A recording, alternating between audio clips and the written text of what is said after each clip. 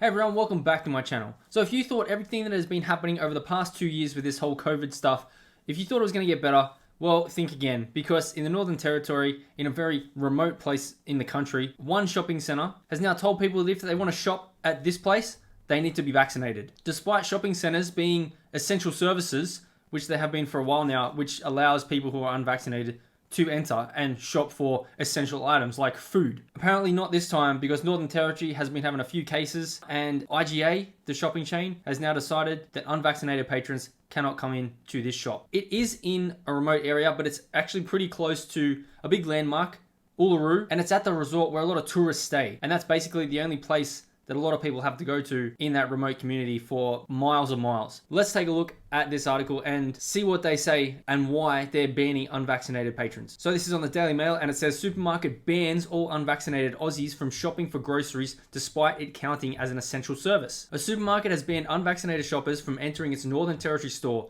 despite grocery shops counting as an essential service and therefore exempt from the Northern Territory's COVID passport rules. Popular supermarket chain IGA has announced only the vaccinated will be allowed to buy groceries from Yulara store located inside the Ayers Rock Resort. Now, I actually stayed at the Ayers Rock Resort, Uluru, a few years ago, and I have been to that IGA because it's the only place where you can get food around there. Let's take a look and see where this place actually is. As you can see here, this all here is where the hotels and tourist destinations are and where people stay for when they're on holidays and want to go see Uluru, Ayers Rock. These are all the accommodations where people stay all along here. IGA is here in this corner. So there's not really much here. There's a hairdresser, a bank, an IGA, there's a post office, and then you can go and book all your holiday stuff like helicopters, skydiving, and all that. But let's take a look at where this actually is in relation to Ayers Rock or Uluru. So it's about a 25-minute drive here in Yulara, way up here, to Uluru. And now even down here in Mutijulu, there's not really much you can get there either. So it's about a half an hour drive from there to the IGA. So it's a very remote community. And now if you want to ban unvaccinated people from going to an essential service like shopping for food, where the hell are we going? This is actually the same state where the quarantine facilities have been used up in the Northern Territory for people who are coming back into Australia. And there have actually been people who made videos of them staying in these quarantine facilities. There's one of the quarantine facilities. And this is also the state where Michael Gunner, the Premier of Northern Territory, said, if you are anti-mandate, so anti-vaccine mandate, you are anti-vax. So you could be pro-choice, someone's freedom of choice to go and take the vaccine or not take the vaccine. If you're against the government forcing people to take it, you're an anti-vaxxer.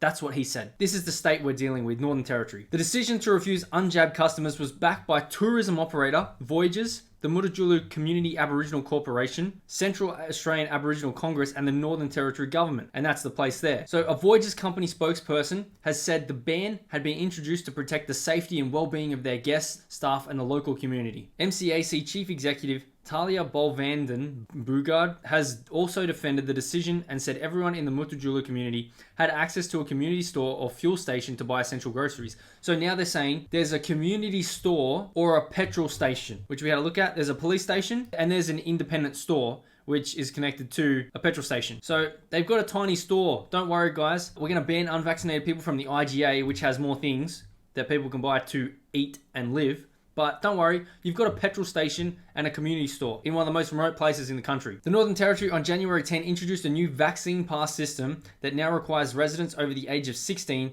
to prove their vaccination status to enter recreation venues, which everyone has basically now. You just link it up with your government accounts, with your healthcare and all that. Those who remain unvaccinated are banned from entering a suite of businesses, including cinemas, pubs, clubs, and restaurants. The overreach is coming, and it's starting right now in Northern Territory. So they say the Omicron variant officially reached Central Australia in early December after Northern Territory relaxed its COVID-19 border controls and allowed all vaccinated travellers in.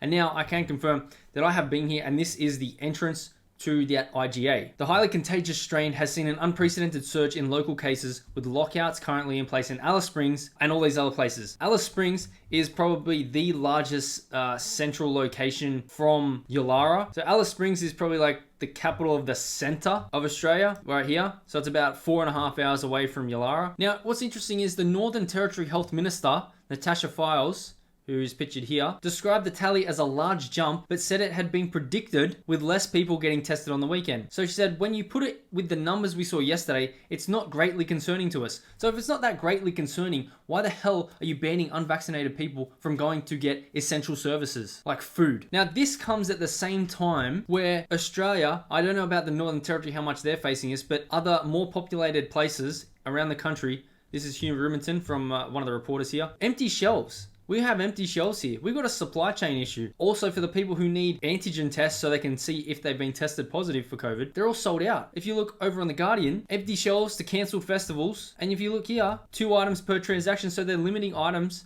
for people to buy because everything is selling out and stores are empty. So all this is happening while Australia is basically on the brink. We are trying to get food into our shopping centers for people so they can buy goods and essential services. Northern Territory wants to go the other way and say, we're going to ban unvaccinated people from coming in and buying essential services. So I actually looked up the vaccination data. So here's an Aboriginal community controlled health organization in Mutujulu, which we just saw. So the population is 304 and they have greater than 70% of people have their first dose and less than 80% of people have their second dose. So they're just under 80%. Just based on the numbers and calculations, if it's just say 80% of 304, so that's about 60 or so people who aren't allowed in the community to go to that IGA. So there you have it, guys. If you thought this was going to get better, well, think again, because Northern Territory has just banned people from going to the supermarket if they are unvaccinated. Meanwhile, the shelves in other places around the country are empty. So let me know what you guys think in the comments below. Don't forget to smash the like button, subscribe to the channel if you haven't already, share this video out there, and I'll see you in the next one.